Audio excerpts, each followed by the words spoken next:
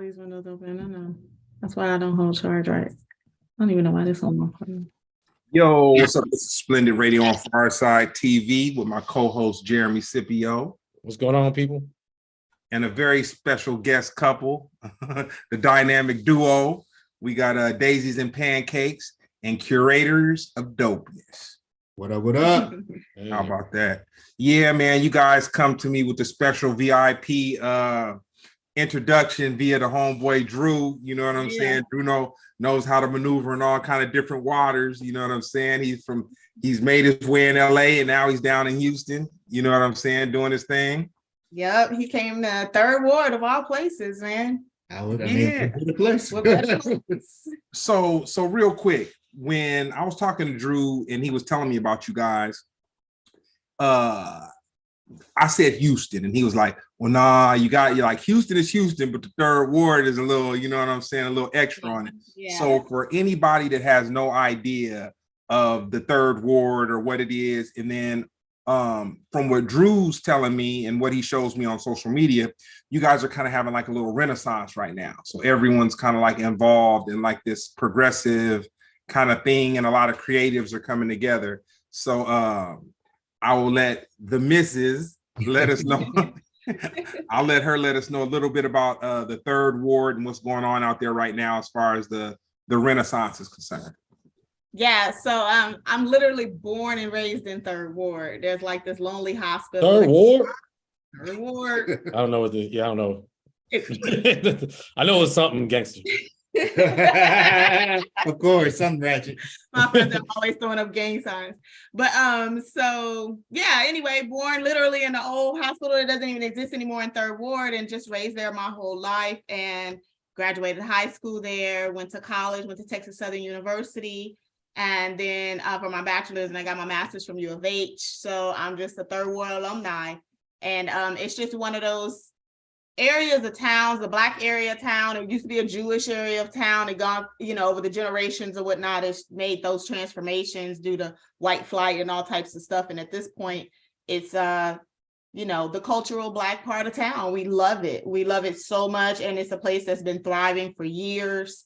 It has a lot of history to it. And there's a lot of gentrification going on right now, which is not really cool, but things do need to be updated. And so we're just really trying to take all the opportunities we can, while they're out there, while they say they're giving them to us, and just really, so many creatives live there. Most people who live in third ward are actually transplants, so it's rare, like Drew, but they go in and they have that spirit and that sense of community, and they love it. And so I'd say it's like Houston's Harlem. Mm-hmm. I'd say that's probably the best way to sum it up. Yeah, it's like Houston's Harlem. Yeah, like we have a lot of Black neighborhoods, but like third ward is just something special, just with all the creatives and all the history in it. So that's probably the best way to explain it to people. Yeah, who haven't been in Houston. Where's Beyonce from? Third ward. Okay, just making sure. I know you got a lot of wards. Like, yeah, we do have a lot of wards. Not as many as New Orleans though, but the city was divided up in wards when it was first starting, and as it expanded. I think we have 6 wards? Yeah, I think 6. 5. I don't know about the 5th ward. That's where the Ghetto Boys and all of those people are from. Okay, Ghetto Boys, yeah. Mm-hmm. What's the hardest ward? Whew. Oh man, probably, that's like asking what's the hardest borough in New York? Probably 5th ward. So third ward, the way the grid goes, Houston is built on a straight grid, unlike some cities. In the beginning, a lot of the from downtown, it grew out and you grew these wards. So it's like 1, 2, 3, 4, 5. Anyway, third ward and 5th ward border. And so what's called the bottom of third ward is the entry into 5th ward. And that's just right there. It's just, it's grimy. It's oh, go ahead, Mary. No, go ahead. No, I was going to say, it sounds similar to Leimert Park, where Leimert Park is like a progressive kind of place, and you have a lot of gentrification. And it's interesting because I have a love and hate relationship with gentrification. It's whack when I go into the old school Earl's. We have this place called Earl's Hot Dog, and he has like vegan hot dogs and all this vegan stuff, but he also has regular hot dogs. But it was somewhere where, it's in the neighborhood. That's where, the brothers go and everything. And then he moved, and then a bunch of gentrification. He moved further up Crenshaw. And then there was a railway that came through and it pumped a lot of money into it. Like, matter of fact, I have an uncle and he owned this it was called Jack's Chili Factory, and it was off Crenshaw, but he owned a lot that had it was the restaurant, it was a car wash, and it was a flower shop, but it was a corner. But he sold it upwards of several $1 million when the railway came in. You know what I'm saying? So he moved out. And then once the railway kind of came in, they pumped money into the area because I guess they didn't want people catching the railway and then having to walk like through the super duper hood.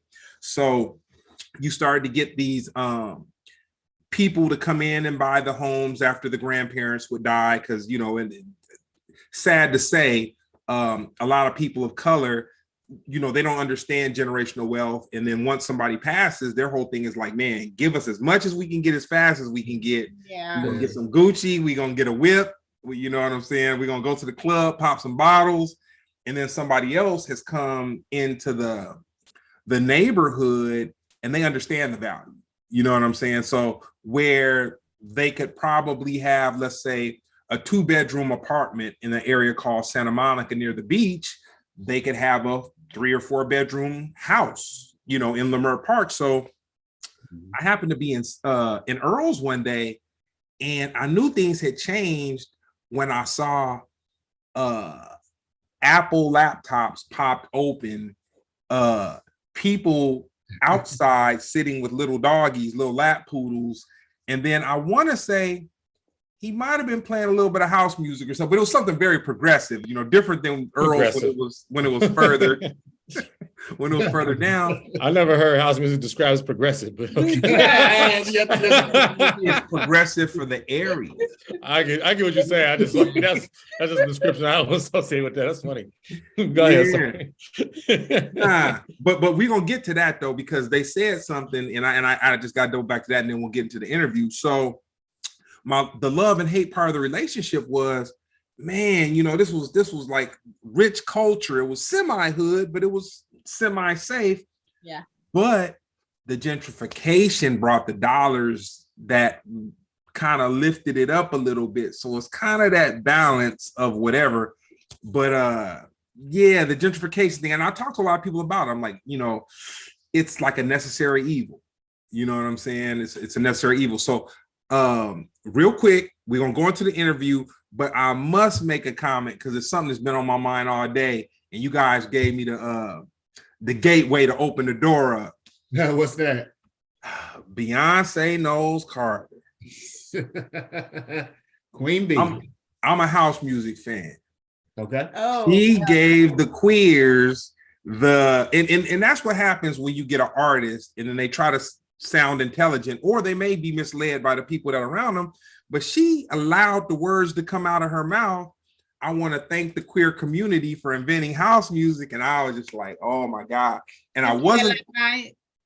It was last night. Sunday night at the Grammys? Yeah, at the Grammys. Yeah. Sunday, yeah.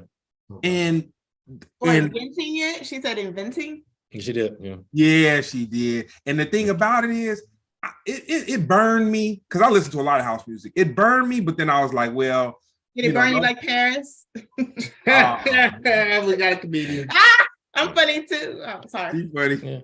Yeah. So I was keeping it in, and I was talking to my business partner today, and I was telling him how like a lot of people in the house community, and you know, there are a lot of queer people in the house community, you know what I'm saying? But even they were coming out and they were like, no, Black people invented house music. And then they were very inviting to the queer, community within that. I wasn't going to say anything, but it was interesting to me because a lot of people that I know have a lot of respect for the queer community, they spoke up, and even I saw some queer people speak up, and they were like, no, Black people created house music and everything. Well, so let's slow down, man. I mean, Beyonce part of the Illuminati. I'm sure they got scriptures and stuff that we don't even know. I'm just saying, like, how we know that this is gay Black nigga that invented house music. We don't know. That's what I'm pondering right now. Like, we don't. She knows something we don't know. A community, I'll give it to a city. You know what I'm saying? Yeah. Like I'd argue whether it was Chicago. You know what I'm saying? And just say Chicago. Chicago, yeah. There's some gay ass niggas in Chicago, so maybe. She went too far, man. It sounded ridiculous, man. I mean, we don't know. Look, I just looked it up. It said Frankie Knuckles is the godfather of house music in Chicago, 1977. Now we don't know what he was using those knuckles for. This dude. I'm just saying, if Beyonce say something, I mean, like, he got some kids. What did it say? Do he got some kids? I mean, no people kids. got kids. I don't know. Yeah, that's true. That's not proof of nothing. I'm just saying that if Beyonce said it, she did her research. she knows something we don't know. But sorry, Frankie Knuckles, if you are not of that community, sorry. But if you are, Beyonce did her research before she went. she was giving her dissertation, man. Man, as my old school relatives would say, man, that chap my hide, man. You know what I'm saying? But no, we're gonna get into the interview, man. Before we went live, I was talking to the duo, the dynamic duo, and it was kind of like a family gathering of sorts and whatnot. So it's like I'm talking to my cousin. So you know what I'm saying? I'm just going on and on. But this is for Brandy. The relationship between roller skates and hip hop. Y'all know it. Y'all are in LA. You know, Dr. Dre just reminded y'all back at the Grammys, you know. So one of the best stories is in LA, in Cali, you know, the roller rink used to have concerts. Yeah. And a lot of our people, you know, started out, had some of their first shows there. Queen Latifah, NWA. I don't know. I mean, lots of them, you know. So. That World on Wheels? Yep. LL got ran up out of there. You know what I'm saying? Yeah, say that again. What'd you say? Is it World on Wheels? Is that what it's called? Yeah. I think it's World on Wheels. Yeah. LL came and he came in all red, and you know what I'm saying? It was before the proper warnings of repertoire were handed out, you know what I'm saying? And he kind of found out the hard way, you know what I'm saying? I mean, you know, it's one of the first places where I began to really enjoy hip hop here in Houston. I went to a rink every weekend called Fondren Great Skate, and we skate our little hearts out. And then I think at 10 o'clock, we put the skates up and we danced till like midnight. And so, and that's where I was exposed to a lot of my not really first exposure to hip hop, but first enjoyment of hip hop, like dancing and sweating and just feeling the vibe and knowing all the lyrics and partying with other people and stuff. It's actually at a roller rink.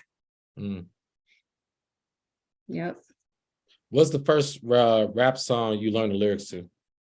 I think it was Double Dutch Bus. You still know the lyrics now? Go for it. I could do it like you say go for it. I don't know. You're gonna make fun of me. You like to laugh at people. Hey, leave her alone. I am so regular. I don't understand. Double Dutch bus coming down the street, moving through the alley. I gotta shuffle my feet. That's it. I was a little bitty girl, and like my brother and my mom and everybody would make me like I had a lot of hair, and I would always perform for whatever. And my mom always had parties because my mom was a party girl, and so at that right time, when everybody was lit, I get to sit downstairs and entertain people. And Double Dutch Bus along. Who made it? Who made the song? I can't tell you the name. I don't know. Are you looking all right, keep going. I'm sorry. Yeah, that's fine. Look it up. I can't remember the name. But yeah, I have to say that's probably the first song I knew all the lyrics to. Yes, as a tiny little girl performing for the family. What about you? I'd say first song that I learned all the lyrics to, it's got to be one of two songs, and they came out about the same time. Snoop and Dre, Snoop and Dre, Ain't Nothing But a G Thing, and Ice Cube, Today Was a Good Day. Oh, yeah. I'd say those two songs were the first two that, man, it just captivated my attention, man, from the videos to everything, man. Let's hear Lil G Thing. 1, 2, 3, into the 4. Snoop Doggy Dogg and Dr. Dre is at the dope. Ready to make it. Hey. That's one of those songs that you can literally just start the beginning of it in LA and the whole city gonna finish the song. Yeah, everybody gonna finish with you, yeah. Hey man, see, Anywhere. Jeremy's from I always say Midwest, but it's Cincinnati, Ohio. Cincinnati, Ohio. Mm-hmm. My best friend's in Cleveland. Yeah, that's cool. You guys make me feel proud to be from LA, man. LA got some dope little culture, man. You know what I'm saying? Oh man, yeah, y'all had a lot to contribute to hip hop, man. Absolutely. Y'all gave it that groove, man. Gave it that groove. Mm-hmm. Yeah. So Neek, how were you introduced to hip hop? Wow, how was I introduced to hip hop? Man, I'm trying to think. Man, I mean, for me, the culture, you know, it was always there, but I would say I became like a hip hop kid and a hip hop head. Oh man, probably around 1990, 1998, 1999. Man, I just really started falling in love with the culture. And I was thinking about it the other day. You know, this year is the 50th anniversary. And back then it was the 25th anniversary of hip hop. And so there was a lot of stuff going on, a lot of stuff on MTV, BET, a lot of celebration of the culture. Mm-hmm. So I really first fell in love with the culture through graffiti, actually. Graffiti was because I used to draw a lot as a kid. And I used to always admire how, you know what I mean? I would draw with my little pencils and my pens and stuff, but I would always admire how they could make all that beautiful art with just spray cans. In Houston? Yeah, yeah. Believe I mean, not that Houston's not, you know, I'm not saying. Yeah. I mean, it ain't New York. It ain't New York or nothing like that. But yeah. But the thing I'm not Houston saying is everybody that was trying to get out of trouble in LA came to Houston. Yeah. Mm-hmm. No, I'm not saying you guys are crawling out of caves or nothing like that.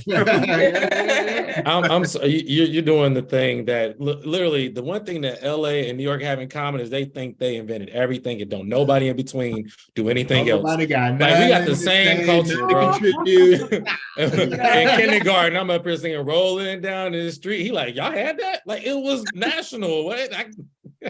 Houston's you had graffiti in Houston. Houston's a very international city. Houston actually has the most diversity of races and cultures out of all the cities in the country. And the most language spoken in the schools. Mm-hmm. But it's all English. It's just different types of. Hey, how do that down there? Oh, some of that's true. Some of that's true. My one boy from Houston, I don't never know what he's saying, man. I swear. I just know he ended with black. I was going black. I'm like, oh, that's me. Oh man. Yeah. How do you feel like hip hop has influenced the world? Oh man, how is hip hop, man? It's everywhere. So if you watch the Grammys and you saw Sam Smith rapping, that wasn't nothing rapping. If you saw his performance, he was on. He did the same performance on Saturday Night Live, I guess the prior weekend, and I was like, baby, this dude is rapping. And he hadn't watched it, like he wasn't looking at the screen, and so his ears picked up and was like, I think you're right. Like, no, he's rapping. And the sad thing about that, somebody thought it was dope, and that's why he did it 2 times. Yeah, right. A whole lot of people. Yeah. I think he won awards for that. He did. The first transgender Grammy winner was who he was performing with. It was features. He was a feature on her song. Yeah, yeah. You scared the crap out of me. I was about to be like, yo, Sam Smith has been a woman this whole time. You was about to scare the crap out of me. I'm like, that's not him. Yeah. I think it's pronounced as they and them. No, is he really? That's how I was thinking. Yeah, but she's a she. The trans person is a she. Yes. Sam Smith is a they. Yes. Okay, I didn't know that. I learned it in listening to the speech. See, I like watching award shows. Not all of them. I'm not like crazy about the Oscars and stuff like that. But the Grammys, I do, and I'm always disappointed because it's kind of not as fun to watch as it used to be. But you know, certain performances, I love the artistry of it, and so I saw it and was, you know, delighted and freaked out at the same time while watching it. Like, okay, but you know, the choreography and stuff like that, I really enjoy, and what it all took behind the scenes to make it and stuff. And so when they gave the speech, they kind of were referring to their pronouns. They should have had real break dancers. I was looking at them people on that. You know, what is this? Yeah. I'm like, Because there's a lot of them out there. I mean, all flipping and flopping. yeah. Yeah, They get breakdancing in the Olympics now. So. Oh, really? Oh yeah. That's about time. I mean, that's a good idea. It's a huge breakdance culture here in Houston too. Houston, they had, you know what? Somebody showed me a video of they was doing some breakdancing in like a basement in Houston, and it was crazy. The space was so tight. I was like, there's no way they was doing all that stuff. Like, that's crazy. I can't even walk straight without tripping. And they had like this tight circle. Like, I guess that show how good you are. I was gonna say I didn't see the full Grammys yet, but I did see that a lot of people were upset about Sam Smith's. They said it was a lot of satanic worship. Do you guys agree? Or I don't know. Yeah. Yeah, but that's kind of par for the course. I mean, you know, how many years are we? I mean, you can take it all the way back to the 50s and the 40s, and Robert Johnson, and they saying he sold his soul to the devil. You know what I mean? For rock and roll, like there's always been that in music. So to me, I would think at this point, it's just, I mean, especially after like, say like a Marilyn Manson or something, it's like, I mean, we done seen it all. I mean, Lucifer is the angel of entertainment. So never heard that. Oh. That's what we're watching. We're watching his work, you know. Don't give me, that's a whole nother episode. Oh, no, that is the deepest thing. Deep dive. That is the deepest thing that's ever been on this podcast. I'm telling you. And we go deep. That was like the deepest. I mean, do you? I'm just like, I love to study people's thinking, and it's like I'll look at that and be like, oh my God, I want to know, you know, what they felt like they were portraying. What it was intentional. Every step, every piece of that choreography was intentional, and it's like, well, why would you do that, you know? And so you said Robert Johnson. So blues. Yeah. So apparently the story goes, the myth of it is that he one day somewhere in the Mississippi Delta, he met the devil at the crossroads, and he wanted to be a great guitar player. And so apparently they say he sold his soul to the devil for rock and roll, and he's basically credited with creating rock and roll. This is the second time I've heard this, and Black man, brother man. In 3 days. In 3 days, crazy. Not even kidding. I was like, I know a lot of information. Didn't know that. I found out 3 days ago. I went to Garrett Morris. You know who that is? Yeah, Garrett Morris' birthday. And he said it. He just kept saying it. He was like, the man who made this sold his soul to the devil. He's the devil. He just kept saying it over and over and over. And I was just like, I didn't hear the name because he was a little gone. But hey, real quick fact. Yeah. Garrett Morris, while he was because he used to be on Martin. Yes. Yep. Stan. He got shot up. The older brother that was on Jamie Foxx show and stuff. Okay. SNL back in yeah, he's on SNL for sure. Yeah. Yeah, just and there's nothing square about him. So I can imagine him. You know what I'm saying? If he's still alive right now, he was partying at the party. You know what I'm saying? He got all the secrets. He knows a lot. Yeah. He's been in that world a long time. So to roller skate, Brandy, what's your favorite genre of music? Hip hop. I mean, I roller skate to anything, anything that I feel like I want to hear at that moment. And so sometimes it's more of a kind of a Solange, but that's still hip hop to me. You know what I mean? It's soul, it's R&B, but of course, everybody's inspired by hip hop. So almost anything you listen to is hip hop in a way. You hear the undertones, but whatever the album that I'm jamming, I love Nas, so I can listen to Nas anytime. I didn't do it. Jeremy's favorite artist. His name comes up every podcast. I don't. Yeah, I literally as it should. Right. I just want to make it clear because people just be like, "Oh, you so obsessed with Nas? You just bring him up every chance you can." I'm like, I didn't do it this time. You're not the only one, brother. No.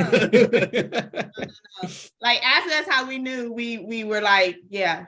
That's how we knew it was real. It was like, who's your favorite rapper? Like, who's your favorite rapper? Well, first of all, he's a rapper, and his rap name is Nasty Neek. Nasty Neek, okay. And I was like, I didn't know that when I first met him. We were just friends and stuff like that. And I realized he was a rapper. He invited me to a show, and I realized his rap name is Nasty Neek. And I was just like, why is your name Nasty Neek? It was one or two answers. Y'all need to keep that between yourselves. And like, because my favorite rapper is Nas, you know, who's yours? And I was like, after she came to the show, it was a wrap. It was a wrap. It was a wrap. She was deciding how she was going to ask some questions, and he said, "Oh, she came. She showed up. There it is." You know. And we were just friends. Like I really wasn't like even like. It was cool. It was nice. I just was in my own zone. You know what I'm saying? And so until I brought my homegirl with me, I was like, "Come with me." He invited me to a show, and sometimes you just don't know, right? Sometimes somebody invites you to a show, and you're like, oh.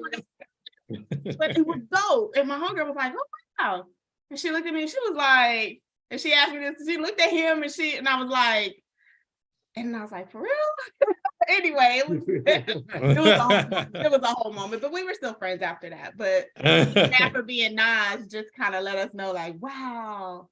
Thank you. Nah, man, we got some my favorite couple now. Yeah, we got some black love for black history, you know what I'm saying? Hip hop love, you know what I'm saying? All that. So yeah, one time he was like, "Babe, guess what?" And I was like, "You love me." He was like, "No, Nas just dropped the album." Yo,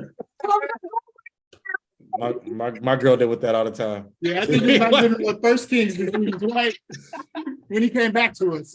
Oh man, yo, that's so deep. We can't even do that today. It'll take us the whole thing. Right. That's so real. Yo. Nah, dope. So this one, I'm gonna give one of you guys. One of you guys can answer this one. Nah, you know what?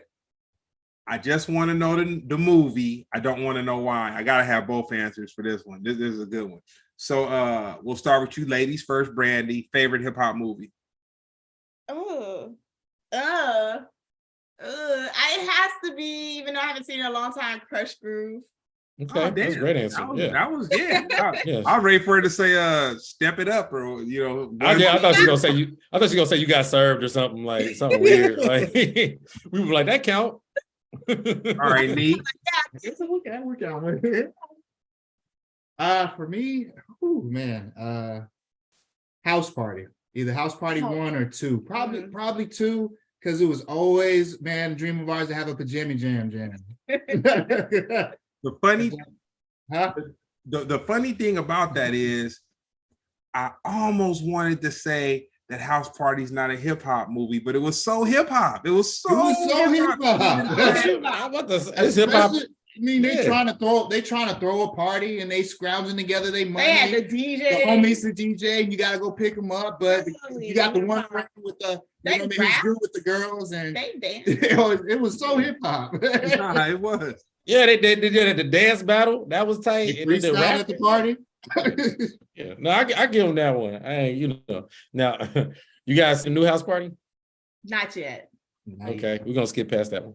Okay. So we got some Illuminati in it too. It does, and you know, I have a lot of friends in the movie. Oh, LeBron, has he passed the record yet? LeBron, probably. Tonight was the. Yeah, we supposed to be. Was that tonight? It's on right now. Yeah, we'll see. But yeah, origin of the net. Both of y'all got. See, I'll be honest with you. I thought that it was like, I thought that your name was like both y'all names. So I apologize about that earlier. Oh, good. It's a wonderful name, and I get called Daisy all the time, and it's, you know, it's a name. No, I'm just glad people are so enamored by it. So what's the origin of Daisies and Pancakes? It's actually a nickname from college. Funny, Ali would know. So because I was like really into De La Soul, and I wore daisies all the time, and I was just this hippie flower child. Oh, Daisy Dukes or daisies like the flowers? Like flowers, like okay, cool. Like De La Soul shirt. 3 is the magic number. Okay, that makes sense. De La Soul. Daisy shirts with Daisy Dukes, probably both. But there was a brand called Yaga that had a lot of daisies on it too. So anyway, anything daisies I would have, and I always wanted to go eat at IHOP. And I was a morning person. So like there was this little stoop, you know, this little table that we all congregate at TSU right in the middle. And I'd come bouncing up, you know, early in the morning, like, hi guys. You got IHOP, you got class. And they're like, oh, like, what's up with you? Always happy and shit. I'm eating pancakes with you. And I was like, whatever. Anyways, and next thing you know, we be at our house because I was the only one with the car. But it became this thing that she go with her old Daisies and Pancakes ass because I was always happy and bubbly and all of those things. So it was just a funny nickname. After my heart surgery, a few months after my heart surgery, he said, hey, babe, you know, I had retired early because of this disability with this heart, right? And so he was like, babe, I think I want to open a thrift store and do the ladies line and call it Daisies and Pancakes. And so that's how it became an actual brand. And so a lot of my friends that I hung out at college with are like, what the hell are you doing with this Daisies and Pancakes name? You know, I can't believe you turned it into something. And so it's kind of gives you a warm, bright feeling, you know, and so it really exemplifies what it is we're doing now with the roller skating. Okay. I'm sorry. And real quick, before we go into it, we got to spin the record back. So Brandy is a heart surgery, open heart surgery survivor. You know what I'm saying? So that's like really a big deal.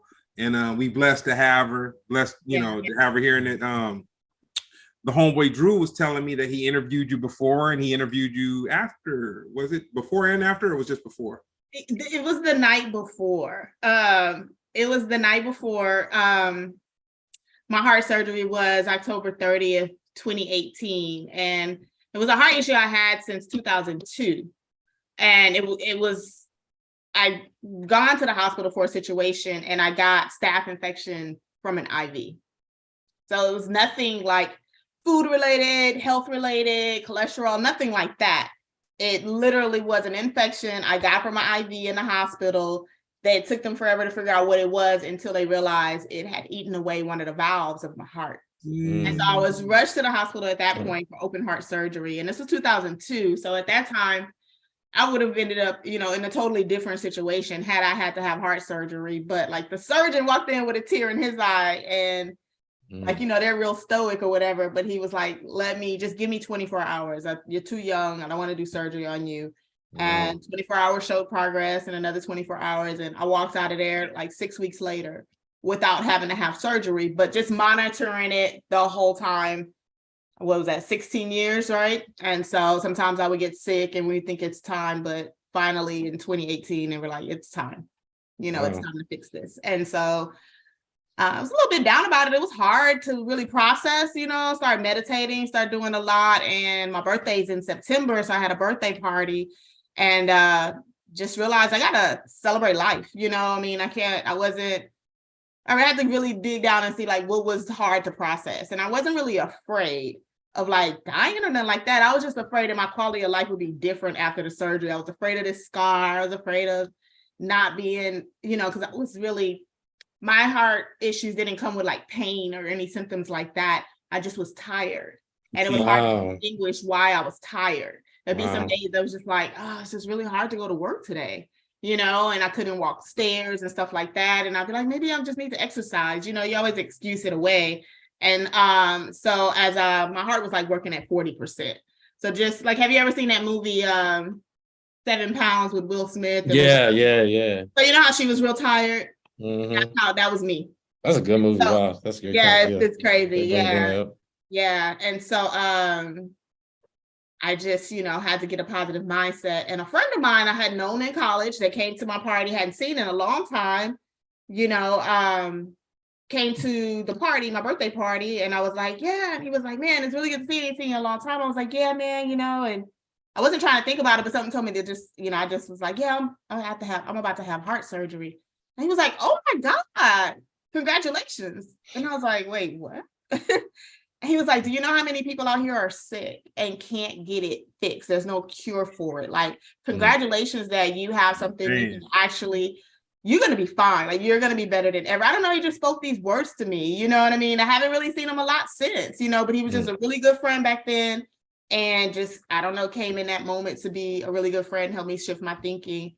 And I was like, just realized I was blessed thereafter. And it was just something I had to soldier through. And it wasn't, in hindsight, it was hard, but I mean, I'm here. Much, definitely worth it.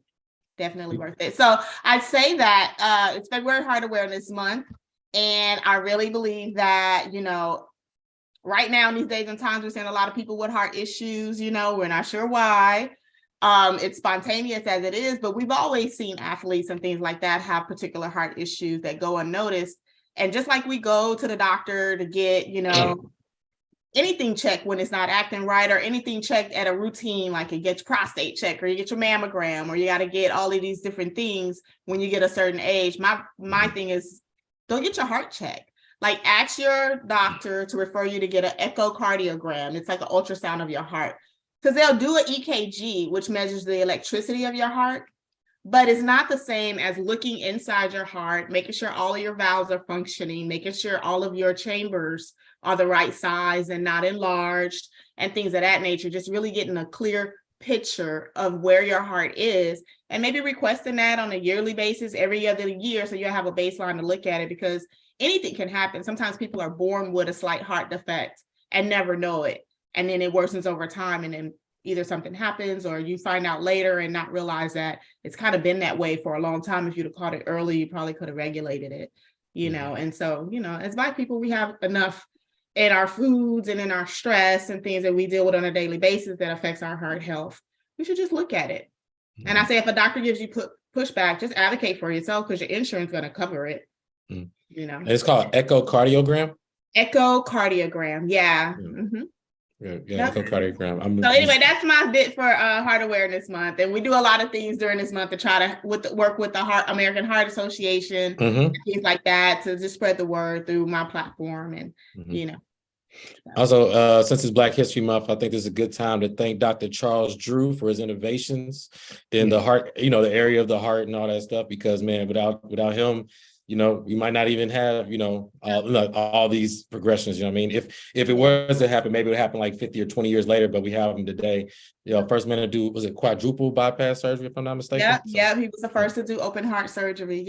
And then if you look at Black history, there was one time where on my page, I just started a nonprofit. It's not official. I still have a few steps to make it official, but it's called I Heart HTX. And so one year we did a Black history of cardiology, and I learned so much information, because Black people in the medical field, early inventions in medical science are just phenomenal. What we've done, you know, as with a lot of things, but the Black history of cardiology is really vast. I spent like one every day of the month, so I found like 30 facts, you know, at least. So when y'all met and he made your heart skip a beat, you be like, yo, look, this is too real. Chill. This is serious. Take care of my heart, bro. Like, yeah, take care of her heart, man. You don't just treat her like she's a piece of meat, okay? Her heart. You know, it was literally. Be gentle with her heart. You gotta ask him about the name, why he got his name too, though. That's exactly what I was gonna ask. So yeah, I don't know what order we should do. Let's do Curator or Dopeness first, and then we'll do Neek at Night. No, I'm kidding. We'll do Nasty Neek after that. Might have to take that. But no, ironically, both of our names formed independently of each other before we even had a concept of each other, come from the same source and come from the same person, which is Maceo from De La Soul. Wow. So you already heard her story. Right. So my story was, like she was telling you, I'm a rapper, I'm in a duo, we call ourselves Dirty and Nasty. And so we were down at 8, yeah. It gets we worse. We on streaming platforms, so you can check it out, you know what I mean, and decide for yourself. Nasty. But it's not what you think, but you can decide for yourself. But we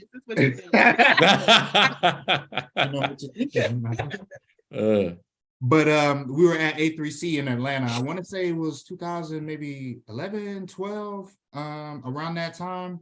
And we were at a Combat Jack podcast. It was one of his last shows before he passed away, I believe. Wow. He was interviewing Maceo from De La Soul, and we were off of Edgewood in Atlanta in some bar down there, and it was, I don't know, maybe about 100 people in the place, and about 2-3 hours we're in there, and he's talking to him, just going through the history, and he's telling us about back in the day when they would go on tour and some stories and stuff, and he was like, you'll never guess who we got along with the most on tour while we were on tour, our group. And he was like NWA. Now, you wouldn't think that De La Soul and NWA would, you know what I mean, click and connect. But what Maceo said was, this is what he said. He was like, you know, like real recognizes real, and like dope is just dope. And he was like, that's the problem with today. He was like, back in the day, we used to be curators of dopeness, but now we just let anything through. And when he said that, I turned to my partner and I was like, put a pin in that. We're gonna use that for something. I was like, that's a name. I was like, that's something. I don't know what yet, but it's gonna be something. And so it was a blog once upon a time. And so now it's the vintage clothing brand, which is morphing into curation of all things dope. So events, clothing, music, just whatever. Dope. You know, I was just about to say that. I was gonna be like, that's dope, but then that felt weird. Did it not feel weird? It feel weird, but I don't care, man. Not weird at all. That's dope. I was like, don't, like, stop. I caught myself. But that's tight. So wait, so Nasty Neat. So I mean, Nasty Neat just came from actually my homeboy. He passed away a couple of years ago. DJ Arsenic. He was essentially my sensei into hip hop when I was a teenager, and so he was the DJ. You know, he had the records, the CDs and stuff, and we would all go to his house or to our homeboy Danny's house or Stefan's house, and we'd all sit around. It'd be about 8-10 of us in there just writing, trying to hurry up and record on Fruity Loops and into this little pin mic, and just, you know, whoever got their verses done first, you know what I mean, they go in there. But you know what I mean, him and just the neighborhood, they gave me that name because they knew how much I love Nas and how much I was trying to pattern my style after what he did. And so that's what it is, and that's where the name came from. So it was given to me. I did not give it to myself. So I take pride in that. The little thoughts used the mess that gave it to you. Nah, the thoughts came later. Yeah, like I said, I'm not allowed to comment on it because they'll take up the whole podcast, but that's dope. I feel like me and Brandy on the outside, man. These two Nas fans over here, man. But Nas is dope. But you know what I'm saying? Yeah, I love Nas. Nas is my favorite. You outnumbered, man. I just like Greg. Who's your favorite? Who's your favorite? Ooh, my favorite. Oh, you got one. Everybody's got to answer if you're a hip hop kid. I would say it's a tie. Rakim and Big Daddy Kane. It's a tie. Yeah. That's tough. That's tough. Yeah. And an interesting fun fact, I found out about it maybe 10 years ago. But when Black Thought said that Big Daddy Kane was his favorite rapper, I started listening to all the old Black, and I'm like, damn, he is He's like, Big Daddy Kane, like on steroids, kind of, sort of. I have to hear that. I have to go listen to that then. That's good. Yeah, nah, dope. So we will go. This one we're gonna go with Neek first, and then we're gonna go to Brandy. What job is giving you the best life experience? Waiting tables, hands down. The skills that I learned from waiting tables is what I use now in business. Like you're managing a business within inside a business, because can't nobody really tell you how to run your section because that's your money. And so you have control over it, but at the same time, you have the safety net of basically having managers and floor managers and this business, you know what I mean, with inside a business. So it taught me how to be organized, how to be punctual, how to anticipate. I'm naturally an introvert, so it taught me how to talk to people in a way that was comfortable. It taught me one of the best skills, which is the ability to get information out of people and to get the answers you need in a short amount of time. And so, you know what I mean, you learn all kinds of tricks as a waiter, how to get in and out of situations, how to get somebody to give you their order in a timely manner.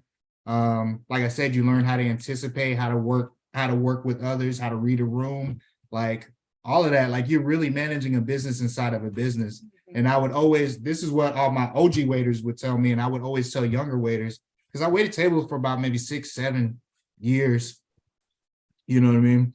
And so I would always tell them, I was like, man, you can use these same principles in anything, and I do, because everything is, that's how I treat business and that's how I treat work. Everything's like hospitality. You know what I mean? And you're essentially serving a client and serving a customer. So it's really easy for me to be hospitable, even if I don't want to be, because I had to do it when I didn't want to do it. You know what I mean? If you're doing that every day for years, you know what I mean? You're not going to have it every day. And so you learn how to work through those things and how to still provide good customer service to people. And so I would say that job, hands down. Yeah. Well, jobs, because I worked at a couple of restaurants. And you, Randy? I'm a retired educator. So I was in education for like 20 years, and I started out teaching second grade. My longest stint teaching was about 8 years working with middle schoolers, which was great for me because middle school was a really integral part of my life. So I really love teaching middle schoolers. But when I came out of the classroom, I started teaching teachers and training and doing leadership development. And so we had a concept in the school district I retired from, where we said we grow our own. So we grew our own talent. And my title was Consultant of Talent Management and Development. And so I would be like, yo, I'm like an A&R, you know what I'm saying? Like, I'm developing talent out here. Developing teachers, but it was serious. And I got a lot of certifications and I learned a lot of coaching styles and stuff. For example, there's one certification I got that this guy was a tennis coach, and he coached a lot of greats. He even coached the Serena sisters for a bit. And so he took those concepts of coaching and put it into like how you would coach a team of employees, you know, and how you would get them to achieve their goals. And the way he talked about it, which is amazing. He broke it down into 4 themes. I think it was like fire, which is your passion. And I can't remember them all, but I know one thing he called interference, which is like, let's say, you know, Steph, he's a sports genius, so he'll know exactly what we're talking, but like there's some basketball player that, who's the dude right now? Ben Simmons? Ben Simmons. He used to be able to do a lot of like the same things, and then all of a sudden he has this glitch and he can't do it anymore or whatever. And so the coach would, his name was Tim Allen, I think, and he would call that interference. And so he would try to really get down to the root of whatever this interference is, because it's not like he needs more training. He knows it. He did it a number of times. It's not like he needs, you know, a physical thing fixed, unless you find out the glitch is like maybe a pain or something he has that's making his, you know, hand turn a certain way. Maybe it's mental. Maybe it's some kind of mental break or some type of interference. And so that for me is great, because I utilize a lot of those transferable skills in what we do, just the same way with customer service. I'm a natural teacher. I'm a natural nurturer. And I love to develop people. I was a volleyball coach too in my education experience. So coaching people is just something I love to do. I can see talent and be like, yo, do you know how great you are? You know, and people most times are like, they doubt their own selves, but it just takes a little encouragement from the outside to help people focus on their strengths and not get drowned out by their weaknesses. And so it's kind of how we're growing our business now, because we have some wonderful people on our team, you know, that are full of talent, and just been watching them grow and just giving them a little bit of, you know, let's sprinkle a little magic on them here and there, and they're just blooming and blossoming. And we're, as a team and a company, we're blooming and blossoming. So yeah, being an educator. Mm-hmm. Yeah, I'm like like him having a little glitch over the basketball, that's like minor compared to me looking for my keys and realizing they're in my pockets. Can you explain what that is? Is that while you're on the phone? That's just mental disorder, right? That's just pure. Like, it's like glitch. What if I'm just broken? Like, I think it's something you good at, my brother. You good at something and everything. I think it's age. I don't know what it is, man. I used to remember everything name. Like, you know, I used to meet like so many people in the night, and I remember everybody's name. Now I just be like, I'll listen by then their face, be like, hi. Man, I can imagine, you know, as a comedian, you just meet so many different people, man. It's hard to remember everybody. Mm-hmm. I let this girl last night, like we had a full-blown conversation.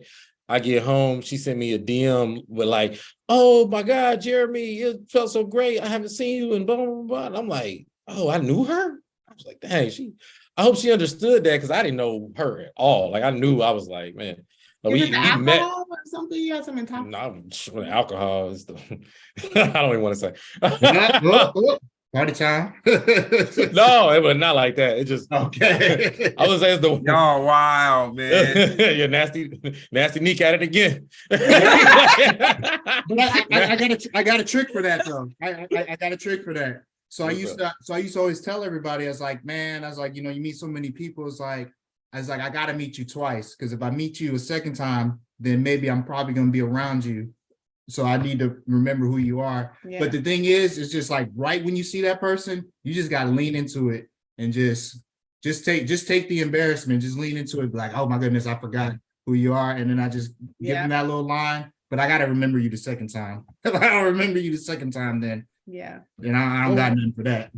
Well, most times I either say it straight up or whatever, but with this situation, like, I think this is rare just because, like, she was talking to me and I was looking at her like I didn't know her. I think she got a problem too, because she should have seen in my eyes I didn't know her. Like, had she gone like, you always tell. It's kind of like, oh, you want to sit here? Like, no, you good. Like, I don't know. Other than like, oh, put your number on my phone. How you spell it? Bob, no. B-O-B. I didn't even have enough to do. I'm trying to tell you, her interaction of going like going in like, oh man, yeah, it was so great, blah, blah, blah. I was embarrassed, blah, blah, blah. That's what made me go, wait, we knew each other? Like, it's like, it's kind of like two people trying to park in the same parking spot. It's just like that awkwardness, like, well, you first.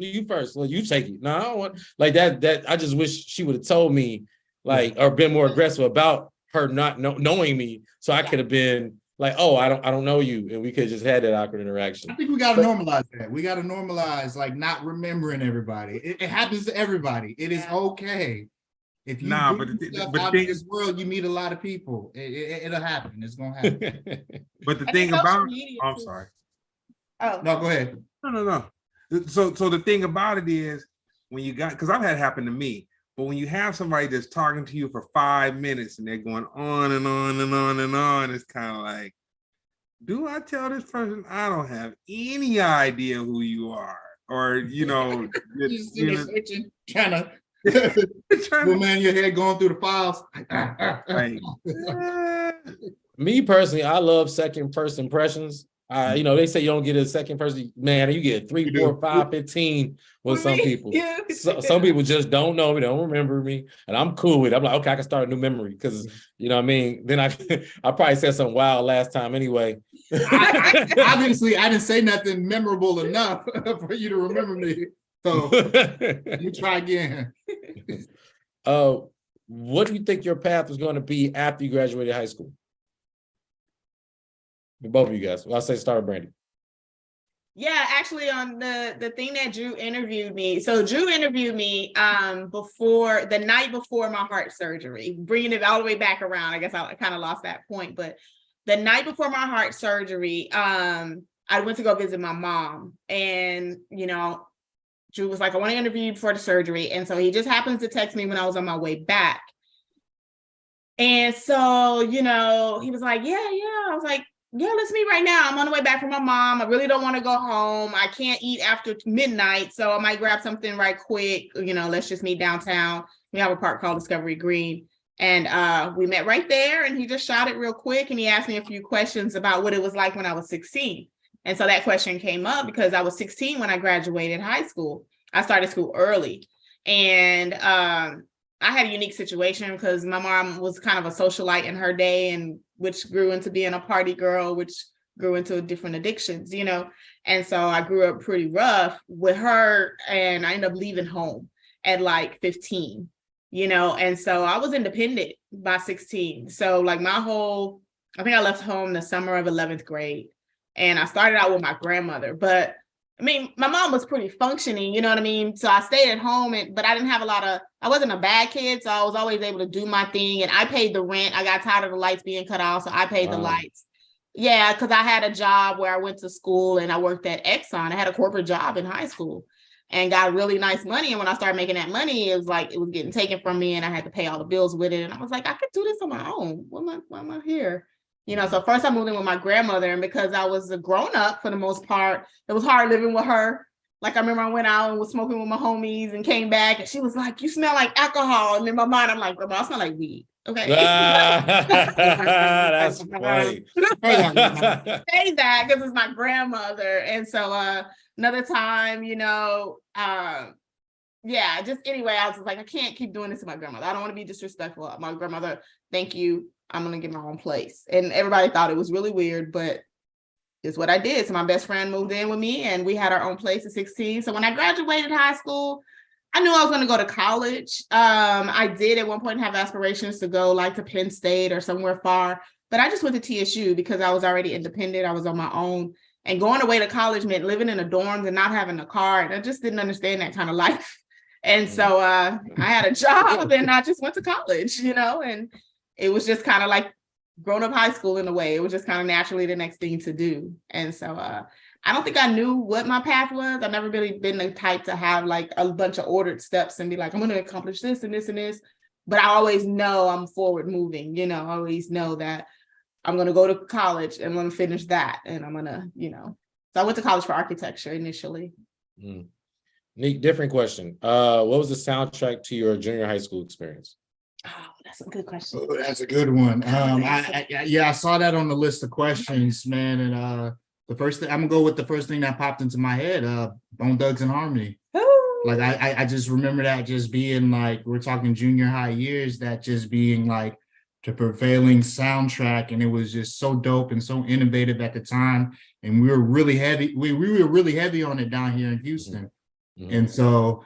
Yeah, there was a strong Midwest to South connection. And so, Bone Thugs, man, man, I had heard nothing like it. And me and all my buddies and all my friends, them and like 3-6, with how they were chopping up the flows and everything. It was so different back then. And then, like when you a teenager, you lean towards the creepy or the eerie kind of things or whatever. And it was just kind of strange and had this dark, edge to it, but it wasn't like Marilyn Manson or like heavy metal or anything like that, which eventually I broadened my horizons and got into all of those kind of music too, but like at that time it was that for me. So that was the first thing that came to mind, that East 1999, man.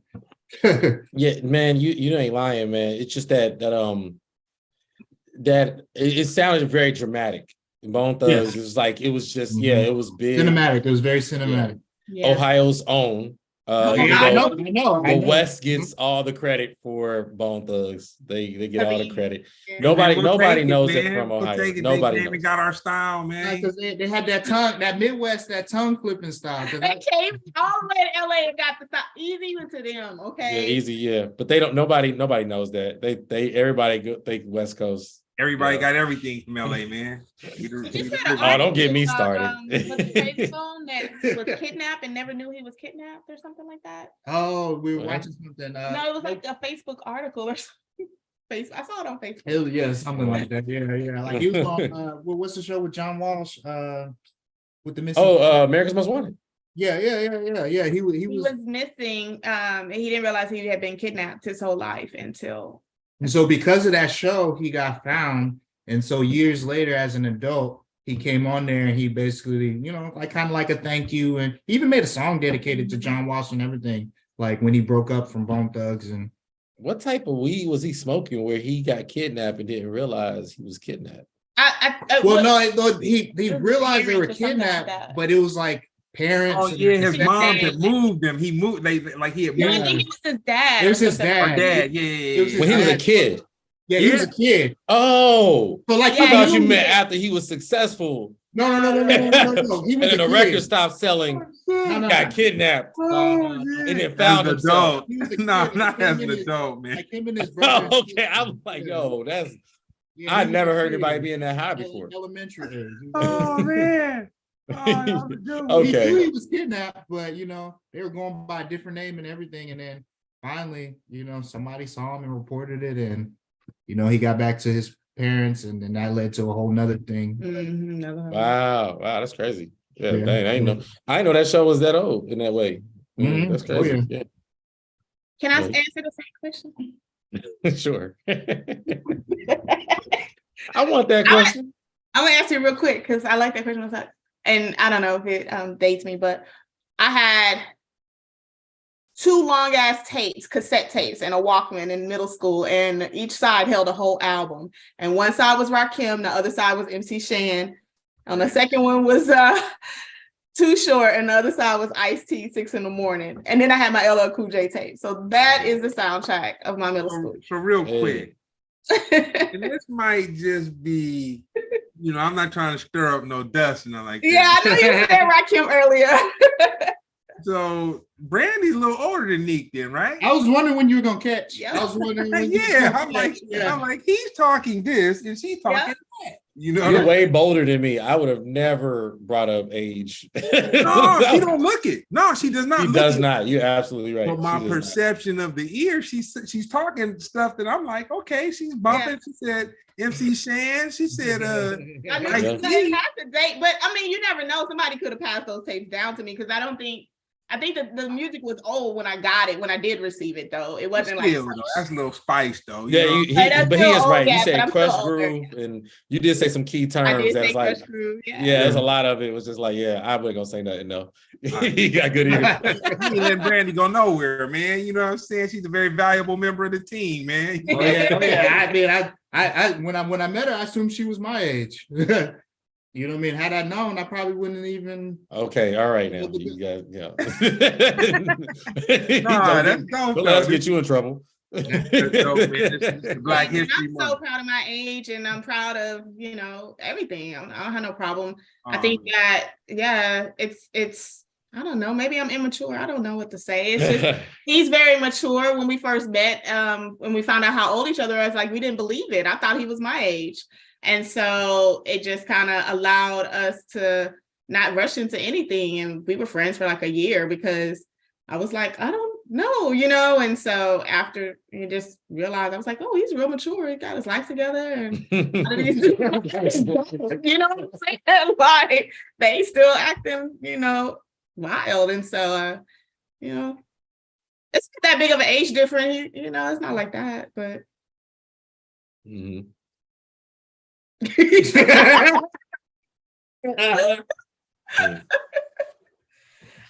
can't hear you. Oh, my bad. Sorry about that. I turned off. I was saying, not to say, but when you said Shan, I was like, oh man, shoot, Shan is, that's little advanced knowledge of hip hop right there. Absolutely. MC Shan couldn't get enough of it. Oh man. But I mean, I had all that music in high school. You know what I mean? We went back and dug, man. Like I know the culture through and through. No, I'm not into the end. Nah, I'm not saying that's dope. So I'm gonna fast forward a little bit. This is one of you guys. I'll let whoever pick it. So there was a friend of the show, and he got his Instagram profile taken by someone saying that he thought it was another friend of his who had gotten some money for doing something or another or whatever. And when he told me what had happened, I couldn't wrap my mind around how someone could get an Instagram profile taken from them or whatnot. And so he asked me to call the other guy who he thought had told him to do it or whatever by means of like a post. So I got the two of these guys on the phone and they were talking. And after about 5 minutes, it seems like that kind of conversation will be like a 1 minute conversation, 2 minute conversation. Mm-hmm. But me sitting there after 5 minutes hearing them talk, it was deeper than just as simple as that sounds. You know what I'm saying? It was deeper than just, okay, someone, gaffled your IG profile. There was a little level of mastery to it that went beyond just something basic. So with that being said, we came up with a question for Splendid called the Monkey Hustle Chronicles. And so, what is Monkey Hustle? Like, okay. Do I need to Google that? I was too afraid to Google. It's a good movie though. Watch it on Amazon. It was on Amazon Prime. No, I actually saw the movie after I coined the term. Okay. But a Monkey Hustle Chronicle is either you or someone you know, or it could be you and you just gonna put it on someone you know, they basically get hustled. And what's the greatest hustle you ever heard of anybody getting hustled? And real quick before you answer that, to the naked eye, this looks like a brick. But to me, at the time that I purchased 3 of these bricks for about $300 a piece back in, might have been about 1990, I paid $300 a brick because I thought that they were camcorders because they were nicely packaged and wrapped up and looked like camcorders.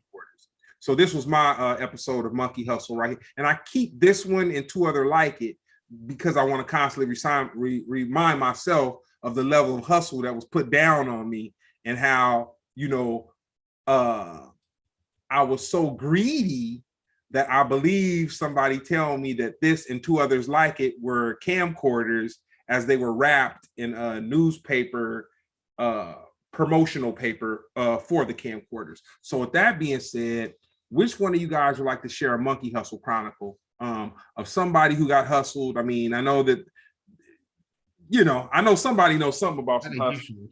My mama. You know, Miss Dorothy Allen. Oh. I think you got stories. Make me expose my whole childhood here. Okay, so Story. you know, my mom was the socialite turned party girl. It led to addictions. And she was so smart and so beautiful and so charming. And her and my dad were hustlers. I don't know. I just know that I used to drive a getaway car for her.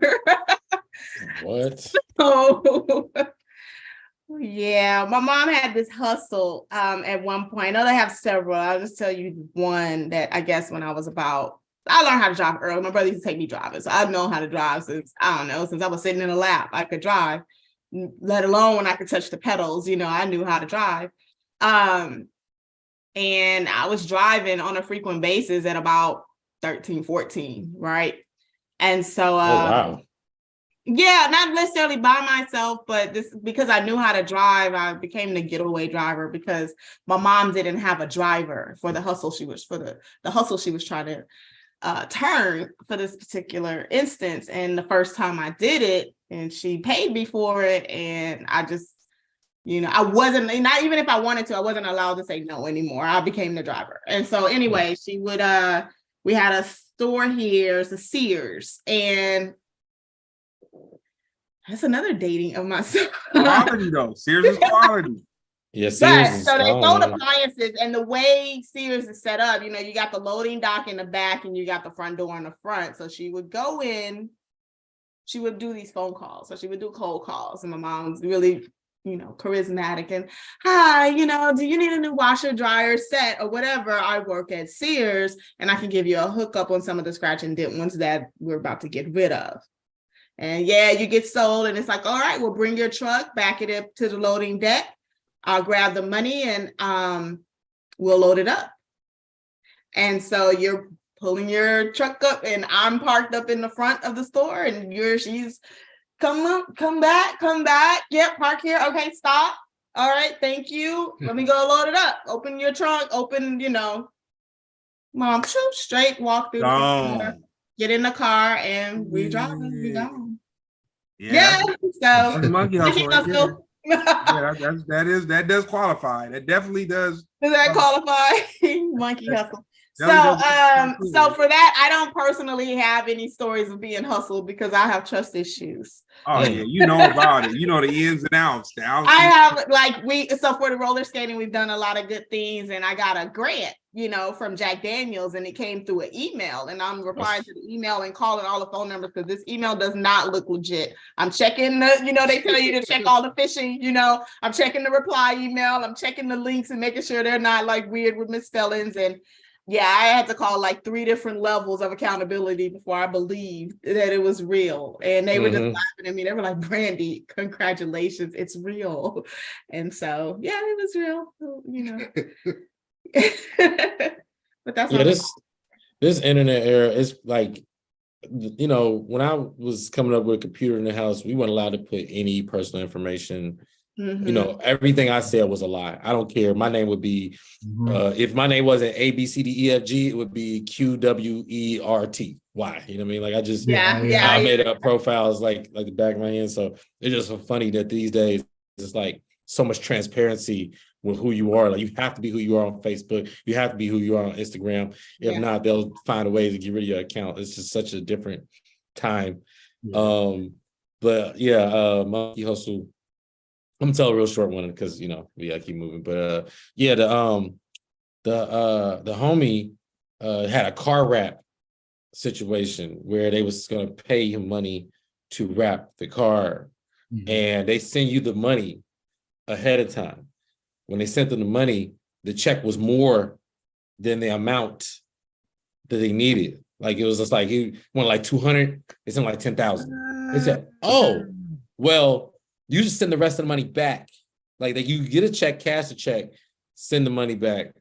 You know, whatever. Send that in a check form or whatever, however you do it.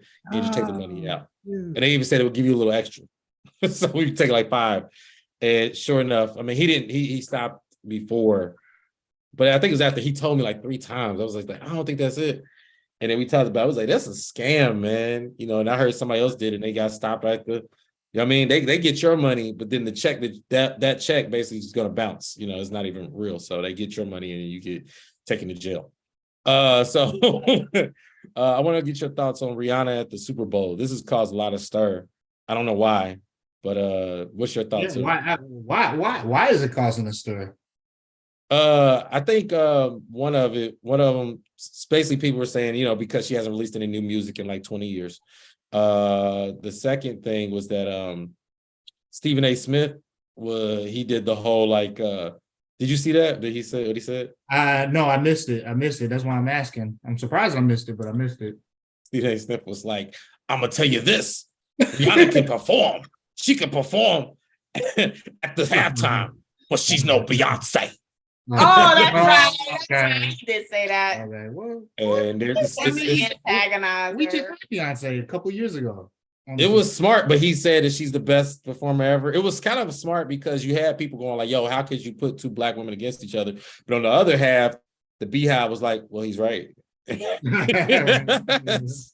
mean, Beyonce was no Prince. I mean, everybody is somebody, you know what I mean? And so everybody's good. They don't get called unless they're good. And they don't get called unless they have a catalog of music. And Rihanna has a catalog of music.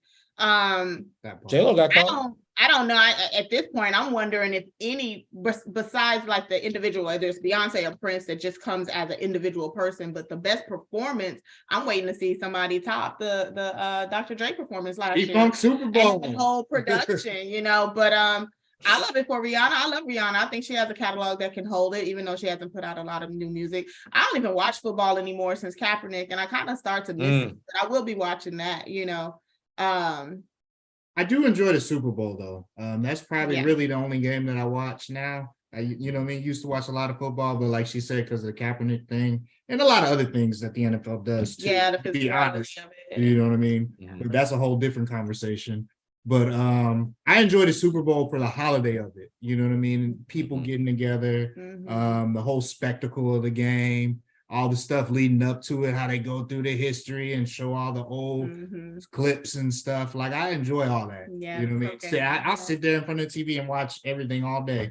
You know what I mean? That's something I've always done since I was young. So, you know what I mean? I just enjoy people getting together. You know what I mean? Yeah. I guess it goes back to, you know what I mean, that G-Thang video. It's like the Grammys of sports. It is. It kind of is. Yeah, it's like the Grammys of sports. I'm gonna tell you guys something real quick. I admire your commitment to the cause. Like you don't hear that often because you know a lot of Black people standing with Kaepernick, and you know the moment the season turned over, they just was like, you know, like, oh well, let's just forgive and forget. You know what I'm saying? Yeah. You know, I feel like that's the least we can do, man. Somebody put his career on the line to publicly stand up for us. And you know what I mean? They shamed him for it, and they completely twisted the narrative of it. And I mean, I think that's the lead. In my opinion, you know what I mean? That's how I felt about it. You know what I mean? I wasn't gonna judge anybody one way or another because they try to pit us against each other so much. Right. You know what I mean? And I understand the connection to it because I had the same connection to the game. But I mean, it was just bigger than that. And I, you know what I mean? And I applaud him for that, man. And I think we, you know what I mean, we should stand behind that brother for what he did for us. So do you agree with the Jay-Z saying we're past kneeling? I mean, it can't be the only thing we do. And so it's always, you know, it's, what do you say? It can be true on both, like both two things can be true, right? Yeah, that's what he always says. You guys are such a couple. I like it. It's like watching two things can be true. Like it's like we should protest, we should stand up against it. And there's a lot of things like once I stopped watching it because of that, it just fell out of my routine. And it just hasn't found its way back into my routine, you know. And Super Bowl is more for the social event, you know. When I do watch it, if I go to somebody's house and they're watching the game, I'm like, oh my God. Like I just started watching wrestling again. I was like, damn, I forgot I like wrestling a lot. And so, but at the same time, you get Jay-Z in there and he's like, I'm bringing money to it and I'm making opportunities for Black people. And it's a catch-22, you know, because they want us in there to try to woo us back. They want to woo us back because of our dollars or whatever. But he is making sure that we're not past the reason why he knelt, but we are past the kneeling because other things need to happen.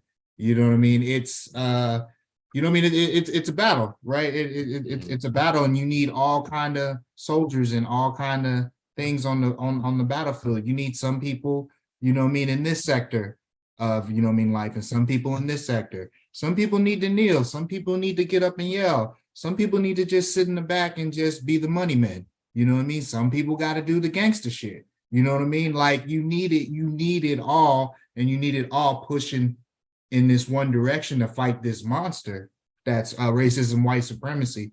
And so, yeah, I think, you know what I mean? I think, okay, the kneeling was shocking at the time, but it's not shocking now. And so it kind of, you know what I mean, doesn't serve the same purpose anymore. Like, but if I was an athlete, I would probably still be kneeling just on principle. You know what I mean? But yeah, we're, you know what I mean, now, you know what I mean, we got to build on that. You know what I mean? And we got to build on that in multiple ways. So I wouldn't have said it like that. I wouldn't have said it, but I mean, kind of right, kind of wrong. Yeah. Hey, Jeremy, they both have some media coaching, man. They move. No, he's just smart. Not even. No, that's Dancing not, with the Stars, the way they tap danced around that, boy. They was dancing with the stars and tango. Oh man, They're spitting each other, man. No, if I felt the way about it, you know what I mean? If I felt like a strong way about it this way and that way, I would say that. But like, I really believe it's a complex battle. It's warfare. You need infantry, you need helicopters, you need submarines, you need it all. The Navy, the Army, to believe. I definitely agree, and I'll give you a prime example. Whenever Nick Cannon says something like pro-Black, I'll be like, shh, not you, all right? He said, not you. You go back and tap dance for these white people, bro. We trying to get something done. You know what I'm saying? This is a meeting. This is a meeting. Dance for these white people. You go over this money and go ahead and funnel it right here. Go ahead, exactly. Black causes. Yeah. We got Kendrick on the horns. You know what I'm saying? You got you on the drums. Everybody play their role. Everybody can't play the drums. Absolutely. Everybody can't play drums, bro. You play. Yeah. Just keep your rhythm. So I'll give this one to Brandy. How did the pandemic play a role in your process? Did you thrive? I did. That's a good question because I always describe it as my pandemic happened before everybody else's. So in 2018, when I got sick, I think I took like time off of work in April, and I was sick all the way through October and then healing through December. And then you get February, right? And that's when we started our business. And so what happened for me, I really loved my job, and I was really heartbroken when I wasn't able to return, you know, and I didn't realize, I did realize how much I loved my job at the time. Like and I don't think I really had a good position up until that point where I was like, I love what I'm doing and I love doing it, you know, and lost it because of my health or whatever. And I wasn't sure what was next for me. But when I got retirement, I was like, oh, okay, well, I just get to chill. Okay, let's do that. Hey. It's just chill. Sure, that sounds good to me right now. Whatever I want to do. And so anyway, the work started wearing off. The confinements of working, you know, started wearing off, and this creativity just started growing. So by the time he pitched, you know, us starting a business, I was kind of bored and I was getting a lot of energy. I was healing at that point and feeling good and heart pumping strong and everything, and just all these creative ideas and the time to do it, because he'd be at work all day and I'd be home all day because I still wasn't like 100%. I didn't have anything going. I was always home because when I was sick, I couldn't go anywhere. I was stuck at home. And so when the pandemic hit, you know, in 2020, about a year after, you know, I was like, oh my God, everybody's stuck at home like I was, you know. I'm like, but I still couldn't see my friends, you know what I mean? Because now we got COVID, you can't go mingle with people, you can't interact with people. So it was really interesting. And I remember telling him, I said, watch what's going to happen. Everybody is going to work. The work is going to wear away and their creativity is going to start flowing. I was like, just watch it. And we'd be watching social media and all types of stuff. And you start seeing your friends DJing live and coming up with that whole thing and being like, yo, this is live. And you just started seeing people thriving and really pivoting and things like that. And so did we. And so that's when the skating came about. So we were doing thrift clothes at first. We were going like to Atlanta every other month. We were planning to come to LA and go to Chicago and do all types of things with our thrift business. And we had made so many connections to where we couldn't go because we did pop-up markets. We don't have a brick and mortar. We love going to the people and meeting new people in different areas. And so we were spreading the brand like that, just traveling and doing all types of things in Houston and Austin and Dallas. And, you know, so during the pandemic, we couldn't do any of that. And we started doing a little bit online, but we, as a family, started skating again. We have teenagers and we all started exercising like crazy. And I started skating when I saw the little TikTok, Jenny from the Block or whatever, pop up. And I was like, oh shit, I got some skates. Started skating and stuff like that and just started learning more and more. And a friend taught me how to change the wheels and I taught myself how to build the skates. And because we had a good following already, when I posted it to Instagram, I was like, y'all, because it really became this thing. I went to school for architecture first, so I have an engineer mindset. And so I was like, yo, I just took a pair of shoes out of my closet and I was like, please, somebody buy these because I want to make like all my shoes in the skates because I just kept wanting to build more and more. And it just started picking up. People were like, oh my God, that's amazing. Yeah, I'll buy them. I'll buy a pair. And, you know, I just started making the skates. And then again, you know, we really are good at building community and it just started creating events and stuff like that. So I thrived in the pandemic. We got the healthiest we'd ever been. We ate all the sea moss. We had all the smoothies. Yeah, all the Worse than we know from we gave them kids that sea moss, they were bouncing off the walls. Like it was like one time they were like wanted to work out twice. They were like, we're gonna work out again today. We had worked out. You know, we play chief a little bit. So we like, all right, we be back. We can go to the store. Where you going? Where you going? No, we'll be back. No, you can't come with us. And so we come back, you know, and I look like, hey y'all. And they're like, what's up? They in there doing burpees and up downs.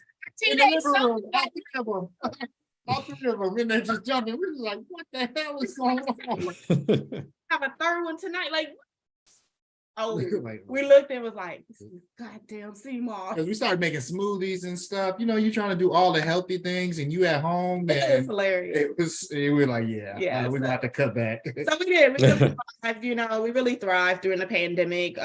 We were secure financially, thankfully, and it allowed creativity to grow, you know. We called it all the people who before the pandemic who were already making things happen with nothing. I was like, oh, they're gonna thrive. It's like in Star Wars, you know how they had to kill the Death Star and they had like this small little window to just get through there. I was like, this is our chance. All of us in our tribe. Yeah. We've been now the playing field is level. Yeah. And these people are panicking because they don't know what to do because they've never been without. But we've been our whole lives been without. So it's just like, oh, you want to let them play on field with us? we tell you how to do this. We show you how to do it. Yeah. Yeah. And so we were able to grow a lot in that time space where people were just trying to figure it out and try to figure out what was happening. Mhm. Yep. You want let's do these last two. What would your biopic be called? Oh, I don't know. Oh man. What would my biopic be called? I mean, I think yours is obvious. I mean, I guess Curators of Dopeness.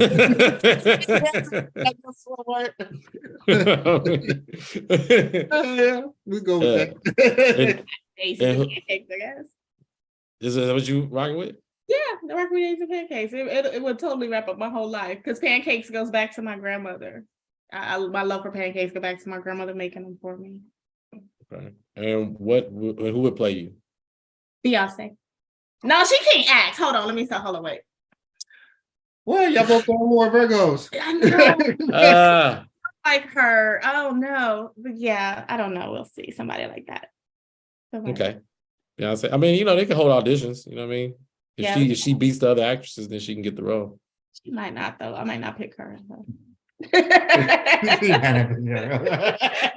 Jordan Sparks could play me maybe if we go for like looks or whatever. Nia Long. Okay. Yeah, she back in it. Yeah. She never left. She really had to. Maybe you haven't watched. What's the name of the show that I had turned you on to where she was with Don Cheadle? House of Lies. House of Lies. That was one of my favorites. That was a good one. Yeah, she was thriving on there too. Yeah, so she. I just know it's like lately she's been in everything. She lately the Eddie Murphy movie, and then she's in Best Man. They brought that back. Yeah. She was in two other things. I was like, dang, okay, I see you, girl. Yeah. Nia Long would play me. Nia Long. Okay, Nia Long, cast it. Boom. What about you? Ooh, man, who would play me? Ooh, that's a good one. Well, I don't know. Nas. Let's just say Nas. I cannot.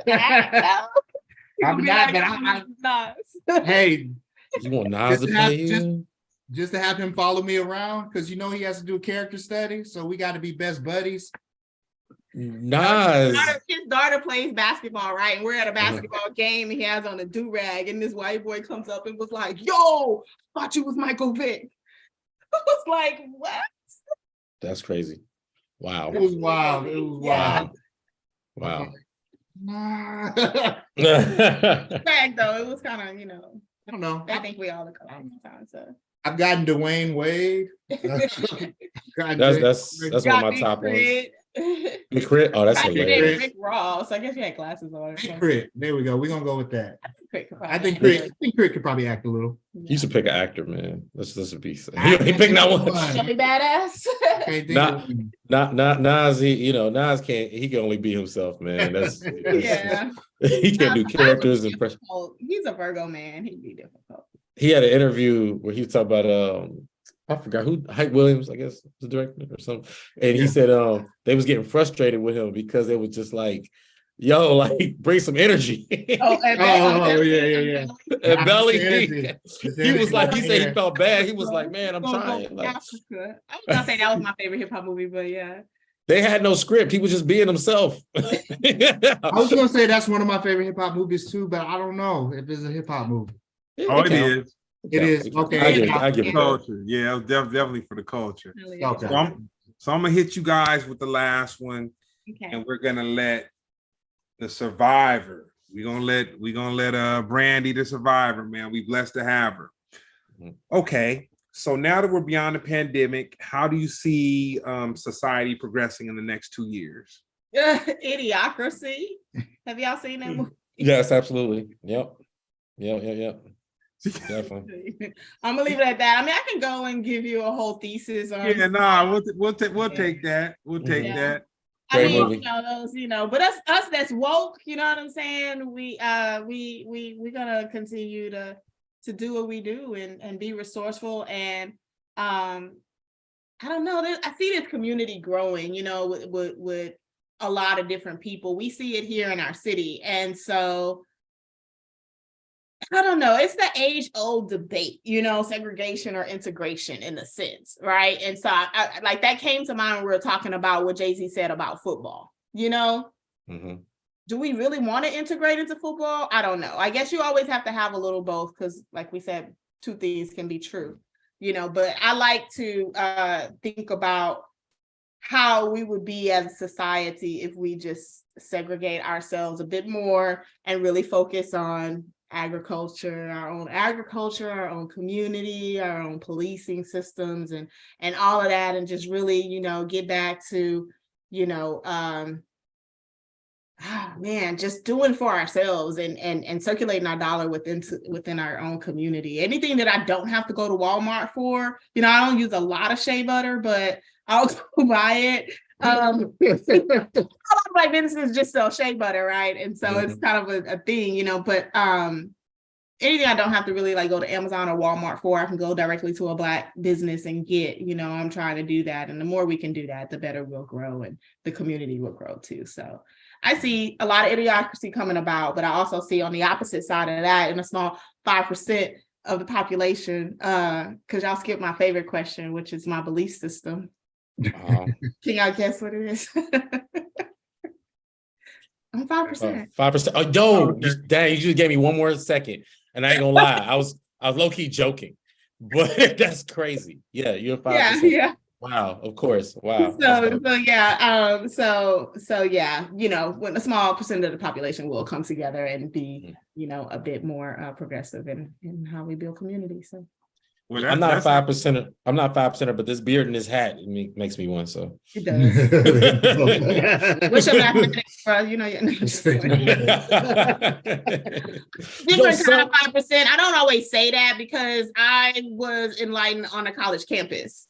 We were college students. And so we weren't on the corners in New York. We didn't come out of prison or anything like that, and we were pretty much history majors. And so our study of the knowledge went a little differently. We actually did it with a lot of research and we would write our papers about it and things like that. So I don't really always just say that because we went to New York, we went to Mecca, and the dude like quizzed me and I was just like, I couldn't really recite it in his language, I really just couldn't sit there and spit all of the cliche words. I wanted to talk about, what I'm saying, Dr. Ben Yakinen and Ivan Van Sertima and those writings, what I'm saying, and how they relate to the teachers of Elijah Muhammad.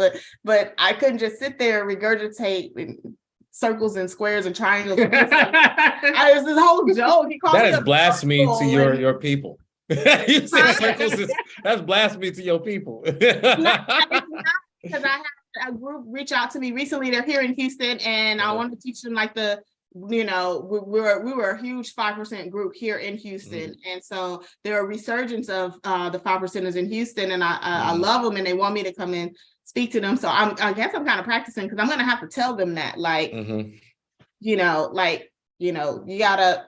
We are more than shapes. My cousin, he got a tattoo to 7 with the of course the second the pyramid. Yeah, man. The sun, it's crazy, man. It's dope though. It's dope. I should have worn a chain. No, with that being said, this has been a dope episode of Splendid Radio on Pharcyde TV. So you guys want to give your socials and where they can come and check you out and check out some roller skates and some curation of dopeness? Yeah. So Daisies and Pancakes, DAISIES and Pancakes on all social medias. You can find us. We do roller skate lessons at Texas Southern University every Saturday. We do all types of roller skating events here in Houston, and it's just, we're just building community and developing talent, and that's what we're doing over there. And you can find me at Curate the Dope on all platforms, and we got some stuff cooking up for y'all. Got some stuff on the calendar, talking to a lot of different folks. So you can go to the page, check out the vintage, but also check out our events as well. Yeah. We both have some really dope things coming up with some really great sponsors, and I don't think we can really say it. I was hoping that we could have announced it on your episode, but we can't really just say it. But one thing we have coming up this Friday here in Houston, there's a skating rink inside of our main park that's downtown Houston called Discovery Green. And they've allowed us to do the programming for opening night.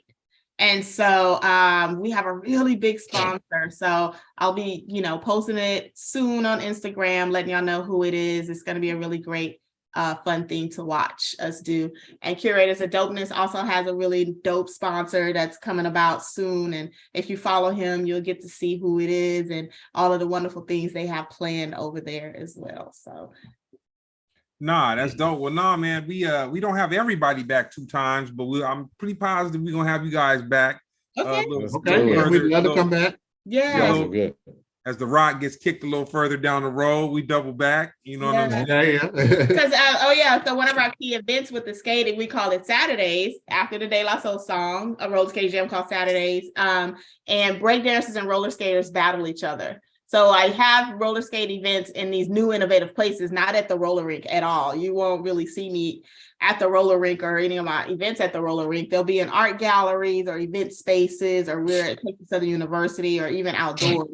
And so I'm hoping, knock on wood, that I can land. I know it's the 50th year of hip hop, so I hear his calendar is busy, but I got a bunch of friends hitting him from all angles for Maceo to come and DJ our event and lock it down and validate Saturdays. Yeah. Give it a stamp. Make my whole Daisies and Pancakes and De La Soul dreams come true there. Hopefully you guys will be seeing that this year too. Thank you. Oh, good. So you, Jeremy, what's up, man? When you gonna hit? Oh, you about to hit a stage in a few minutes, right? Yeah. I'm probably gonna go down the street, but I'm in Arizona, Phoenix, Arizona tomorrow. It's like some big. It's gonna be a bunch of NFL players because that's what the Super Bowl gonna be. So that's right. Yeah. Oh man, yeah. House of Comedy. Okay. Yeah, and then Thursday I'll be at Comedy Store, Crack 'em Up Thursdays, and Friday. I'm not sure, but I might be doing this Scientology Center. So yeah, man. Everything's for sale. Scientology Center. They need to laugh too. I'll make sure you got the same glimmer in your eye. Huh? I have a vintage Scientology shirt you should wear. I'm gonna be in and out, man. By the time they hand me a pamphlet, I'm gonna be like, "Oh, I'm out of here. I just wanted to." They're gonna audit you. Next time. I'll take my payment in cash, not free classes. Thank you. Yes, sir. Amen. Well, nah, man, this has been dope. Another episode of Splendid Radio on Pharcyde TV. Thank you, everybody. Peace.